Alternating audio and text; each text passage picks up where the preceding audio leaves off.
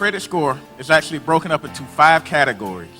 Why are we spending money on cars to drive? Why are we scared to lose our job because we don't think that we can make it without that job? Why aren't we using credit to leverage and create $5,000 and $6,000 revenue streams so that if they say you're fired, you can say gladly, now I can invest in myself and my business? It's a mindset. You're not broke. You're not broken.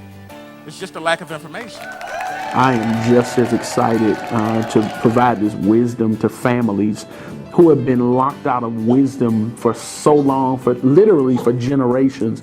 What you did today literally is going to change a generation. And so, man, again, I've said thank you 50 times already, but I'll say it a 51st time because I know that the wisdom that God used you to impart to us today literally shifted our church into another place. So we're going to be working together for years and years to come.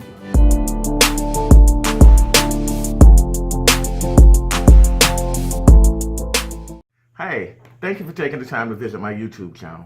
My name is Derrick Harper. Some may know me as the nationally recognized credit expert. Feel free to hit subscribe and also visit my website at www.derrickharper.com, DerrickHarper.com.